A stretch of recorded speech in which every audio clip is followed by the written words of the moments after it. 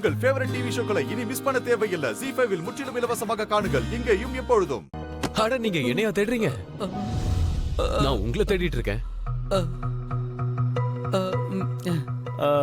இல்ல இல்ல இல்ல மாமா, இல்ல இல்ல நான் வந்து அப்படியே சும்மாதான். ஆனா நீங்க என்னையும் தேடிட்டு இருக்கீங்களா?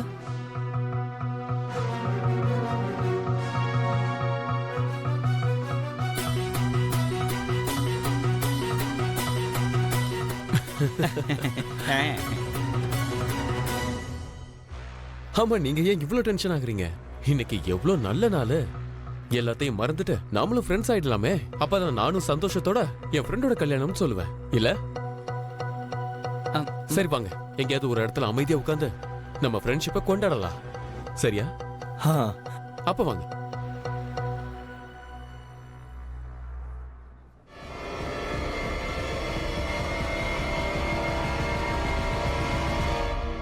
அப்பா, சித்தப்பா,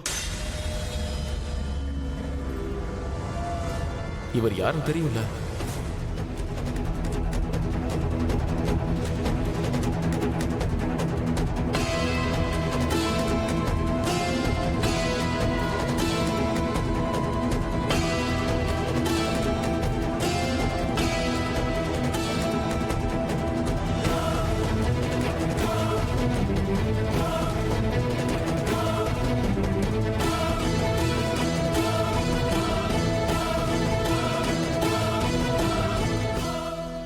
தெரியாதே.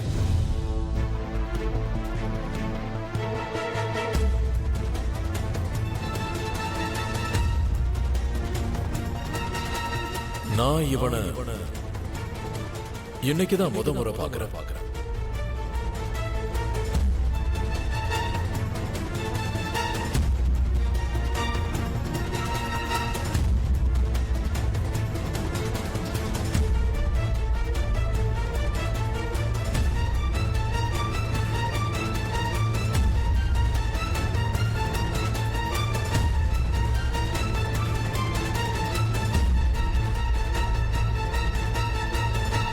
ஆனா அப்பா, அவனை உங்களுக்கு தெரியுங்கிற மாதிரி தான் நீங்க அவனை பார்த்துட்டு இருந்தீங்க. நல்லா யோசிச்சு பாருங்க. இவன் ஒருவேளை நம்ம ஃபார்மா கம்பெனில வேலை செஞ்சானா என்ன?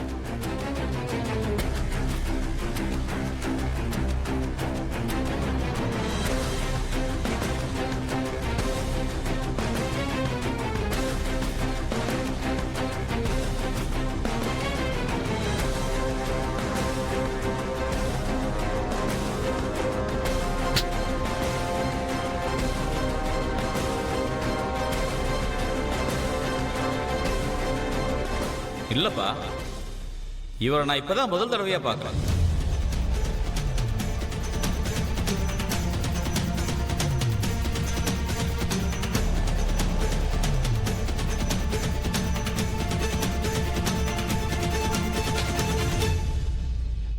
அட, இவரு ரீமா சென்னோட வருங்கால புருஷன், குருக்களுடைய வருங்கால மருமகன்.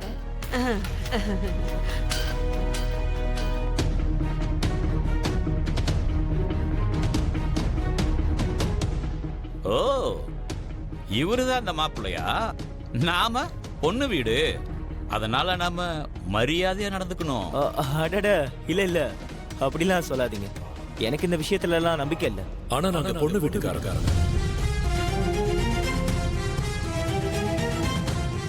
ஒரு விஷயத்தை ஞாபகம் வச்சுக்கப்பா, அந்த பொண்ணு எங்க வீட்டு பொண்ணு. அவளுக்கு ஏதாவது கஷ்டம் ஏற்பட்டுச்சு, நீ குருக்களுடைய கோவத்துக்கு முன்னாடி எங்க கோவத்தை ஃபேஸ் பண்ண வேண்டியிருக்கும்.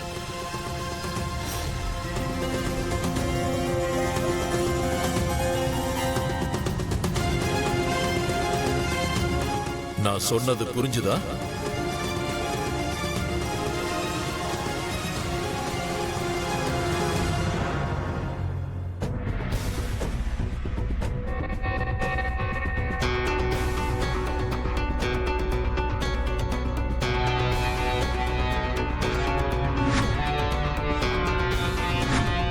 நல்லா இருப்பா. நல்லா இரு.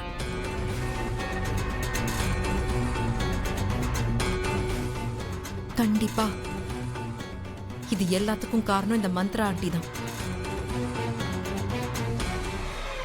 மந்திரா, எனக்கு அந்த பையனை ரொம்ப நல்லாவே தெரியுமா. நம்ம ஆபீஸ்ல பொண்ணுகிட்ட வம்பு இழுத்தவன் இவன் தான். நான் தான் இவனை கழுத்தை பிடிச்சு வெளியே தள்ளணும். சிவாக்கு அவனோட ப்ராப்ளம்னால ஞாபகம் இல்லாம இருக்கலாம், ஆனா எனக்கு நல்லா ஞாபகம் இருக்கு. ஆமா டார்லிங், இந்த மாதிரி கேவலமான எண்ணத்தோட இருக்கிற இவங்க கூட பொண்ணு எப்படி வாழ முடியும் சொல்லு. நான் இப்பவே குருக்கள் கிட்ட போய் சொல்றேன், இந்த கல்யாணத்தை நிறுத்தியே ஆகும். ஆமாண்ணா, நீங்க சொல்றது கரெக்ட் தான். ஆனா நான் எப்ப அந்த ரஞ்சனை பார்த்தனோ அப்போ நானும் இதே மாதிரி தான் யோசிச்சேன். எனக்கு என்ன தோணுச்சு தெரியுமா? நான் நேரா அந்த குருக்கள் பொண்டாட்டி கிட்ட போய் இந்த கல்யாணத்தை நிறுத்திடுங்கன்னு சொல்லலாம்னு நினைச்சேன். ஆனா அதுக்கப்புறம் தான் எனக்கு தெரிஞ்சது நான் அந்த மாதிரி செய்யறது எவ்வளவு பெரிய தப்புன்னு. அது எனக்கு புரியலம்மா. உங்களுக்கு ஒண்ணு தெரியுமா? எந்த பொண்ணுகிட்ட அந்த ரஞ்சன் தப்பா நடந்துகிட்டானோ இன்னி வரைக்கும் அந்த பொண்ணை யார் பாத்துக்கறாங்கன்னு தெரியுமா? அந்த ரஞ்சன் தான். உனக்கு இதெல்லாம் எப்படி தெரியும் மந்திரா? நான் இது எல்லாத்தையும் விசாரிச்சேன். நான் ரஞ்சனை பார்த்ததுமே நான் அந்த குருக்களுடைய பொண்டாட்டி கிட்ட தான் போனேன். அதுவும் இந்த கல்யாணத்தை நிறுத்துங்கன்னு சொல்றதுக்காக. அப்போதான் அந்த ரஞ்சன் என்கிட்ட வந்து என்னோட கால்ல விழுந்து அழ ஆரம்பிச்சிட்டான். அவன் உண்மையிலேயே ரீமாசனை விரும்புறதா சொன்னான். என் பாஸ்ட பத்தி யார்கிட்டயும் சொல்லிடாதீங்க, இல்லனா என் கல்யாணம் நின்னுடுன்னு கெஞ்சினான். நம்ம கம்பெனியை விட்டு அவனை விரட்டினதுக்கு அப்புறம் அவனுக்கு கில்ட்டால டிப்ரெஷன் வந்துருச்சான். கொஞ்ச நாள் அவன் சென்டர்ல கூட இருந்துட்டு வந்திருக்கான். அதுக்கப்புறம் தான் ரீமாஸ் என்ன பாத்திருக்கா. அப்புறம் தான் அவன் வாழ்க்கை மாற ஆரம்பிச்சிருக்கு. இப்ப அவன் முழுசா மாறிட்டான். விசித்திரமா இருக்கு. என்னால யோசிக்க கூட முடியல, ஒரு ஆளால இவ்வளவு சீக்கிரம் மாற முடியுமா என்ன? சிவபெருமானோட ஊர்ல அதிசயம் நடக்கலனா பின்ன வேற எங்க நடக்கும்? சரிம்மா, நாங்க வேற யாரு பேச்ச நம்புறோமோ இல்லையோ, எனக்கு உன் மேல முழு நம்பிக்கை இருக்கு. நீங்க ஒண்ணு மட்டும் ஞாபகம் வச்சுக்கோங்க, நாம யாரு முன்னாடியும் ரஞ்சனோட பாஸ்ட பத்தி சொல்லவே கூடாது. அப்பதான் இந்த கல்யாணம் நல்லபடியா நடக்கும். இவ்ளோ பெரிய கதைய உனக்காக நான் சொல்ல வேண்டியதா போச்சு. Thank you so much madam. Thank you. என் சாரி அழுக்க பண்ணாத. நீ இப்ப எனக்கு ஒரே ஒரு வேலையை தான் செய்யணும். கண்டிப்பா மேடம், நான் உங்களுக்காக உயிரை கூட உன் உயிரெல்லாம் எனக்கு தேவையில்ல. நீ கொஞ்சமா உன் மூளையை யூஸ் பண்ணா போதும். நீ என்ன பண்ணுவியோ ஏது பண்ணுவியோ, எப்படியாவது சிவாவை அந்த ஸ்டோர் ரூம்குள்ள கூட்டிட்டு வர.